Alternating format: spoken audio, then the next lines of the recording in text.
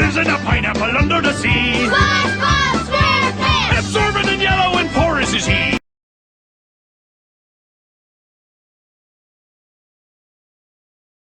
Hey everybody, this is 22 Tiger Dude. I'm here to review the Nasty Patty with my guest star. Just Sadie, seriously girl, that bitch had like an ass like that. Seriously, that bitch owes me money down in Bronx. It's so sexy, that hot Antonio boy. Oh, sorry guys. Hey guys, it's J5. I'm not gay. Hell no. Hey guys, it's J5. 1-8 here with 22 Tiger Dude. So we're here to review the Nasty Patty. Requested by Alcacent Super. So what is the plot, J5? Here we go. The plot is, because SpongeBob is cooking and Mr. Krabs is having a money bath, the health inspector comes to inspect the Krusty Krab. If they fuck up, they have to redo their status. If they do good, they pass the inspection. But for some reason, after requesting a Krabby Patty, after technically trying everything on the menu, SpongeBob creates what we think is the now Krabby Patty he orders. Turns out, it is a deformed inhabitation of what we call the Nasty Patty. After apparently having a fly caught in his mouth, literally a fly goes in the guy's mouth, really, you fucking kidding me? Goes inside the guy's mouth and faints. To their surprise, when SpongeBob and Mr. Krabs discover the body, they believe he's dead. So in good old film noir fashion, even though they blamed it on the Nasty Patty, they try to hide it from the police, telling him they killed the health inspector. Review of the plot. This is a great film noir style. I love the effort, this dark, gritty, very 50s-ish kind of spy kind of thing. I like that Mr. Krabs, and I like how SpongeBob doesn't the most scared one since he's the one who made the damn Krabby Patty. But it's all a misunderstanding. The cops become suspicious. Mr. SpongeBob goes apeshit psychotic. Mr. Krabs tries to protect him from the law as best he can, being a scrunchy little crab as he is. But the animation is great. It's a good idea. It was a great episode, one of my all-time favorites, to be honest, because of that classic film noir style. I give it a 5 out of 5. I just freaking love this episode. What do you think, Tiger Dude, of the Nasty Patty? Yeah, I agree with you, J5. The Nasty Patty is a freaking great episode. It's one of the greatest SpongeBob episodes I've seen, man. I freaking love the Nasty Patty. There's nothing wrong with this episode, really. Like you said, it has that nice classic style, and it kind of brings you that suspenseful horror genre in a way, kind of how it was filmed. I like how it does a little parody to the horror genre. I may not be the biggest horror genre kind of guy, but I mean, the way this episode sets that up, I think it's really clever how it's done, and it's in the most hilarious way possible. Die, zombie! And how SpongeBob and Mr. Krabs, the whole time they were trying to distract those police officers. It was really hilarious. Just the overall conflict to the situations. It's just so plain hilarious. You really don't know what's going to happen next.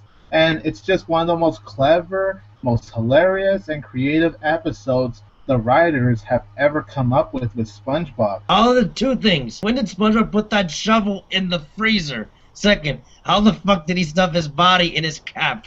That is some fucked up shit. How did that happen? You don't stuff a body in a hat? Yeah, I agree, man. But just storyline-wise and how it was executed, it's impressive. So, without a doubt, the Nasty Patty gets a 10 out of 10. It's excellent. I love it. Actually, this episode reminds me of another horror-themed episode, The Night Shift. If you remember, Graveyard Shift. The episode where they talk about the hack-slinging slasher. It brings up that same dark, ominous tone to it. Yeah, I actually agree with that.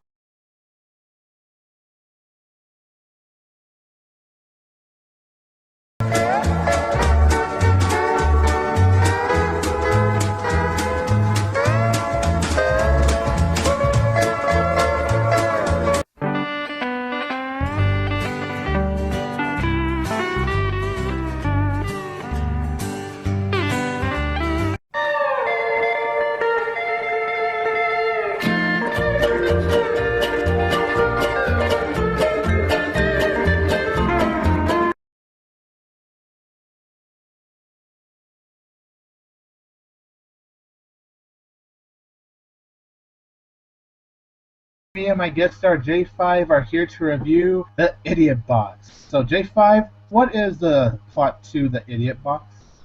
You have a big chin like Ash from Evil Dead. Okay, anyway, enough of that. Hey guys, it's J5. We're going to talk about the Idiot Box. The word that my dad uses for video games. I love you, Dad, but that's a weird word to say for video games. Anyway, not to repress my childhood, let's talk about this. Let's talk about the Idiot Box. The story of SpongeBob and Patrick after Squidward orders a new TV for his house. Our little friends SpongeBob and Patrick have some imagination in finding an ordinary TV box and having fantastic adventures more than Jake and Finn from Adventure Time. Damn straight, I just pwned that show with a pun. How does Squidward react? Over the time, he gets obsessive and tries to find out how the fuck did they ever have so much fun in a box. But, you know what SpongeBob says? Squidward, it's imagination. All the time, Squidward trying to find out how are they having fun. How can he figure out the code? Will they ever discover the secret identity of their fun? Or is it really what he says? Imagination. Review the plot. Tiger, did you go first, my good friend? I gotta say, dude, the Idiot Box, come on. Classic SpongeBob. Yes, exactly. It's a freaking hysterical, classical SpongeBob episode. It's one of those simple SpongeBob plots, but it's turned into something so inventive and so amazing. And at times hilarious. Yes, Just to find out what SpongeBob exactly. and Squidward do to themselves. Or Patrick do themselves. It's just a very creative episode. It's well written. It never bores me. It always has me invested. It keeps me entertained.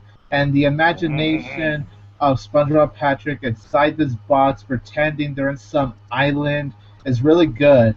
To race car driving, beep beep, R mateys, beep boop. What I really admire about this episode is how it teaches you a great lesson about imagination.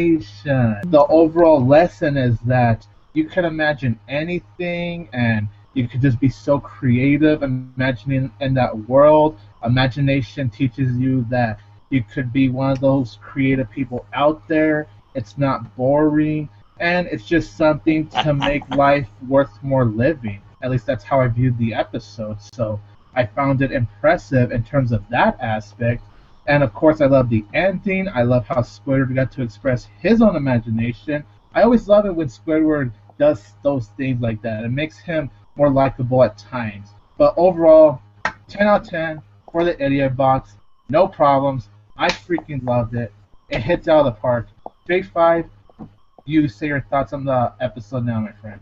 I agree. 5 out of 5. Great episode. And what he said. That's what we last time I ever do it. But 1, 2, 3. Imagination. Okay, I'm done doing that gay voice. Imagination can take you to any sights, to anything in the world. Hell, you could be Bruce Willis if you wanted to, being badass and Die Hard. Or personally me, you could be the RoboCop, trying to beat up Arnold Schwarzenegger for having too many damn pecs. I like that Squidward is kind of trying to figure out, kind of like the soul searcher, trying to find out what they're doing. He imagines it's a tape recorder and they're bullshitting him. He imagines them searching for another box that they've hopped into. Hell, I could pretend he could imagine there's a damn TV in the box, and they just make the sounds in there to make it sound fun. It's that kind of discovery locking key. What makes it so fun? You'll never know, and you'll never understand. Hell, in the climax of the episode, it's epic. Even he starts imagining some things. But, as always, I give it a 5 out of 5. Please check out J5351H's channel. I will leave a link in the description below. Bye-bye.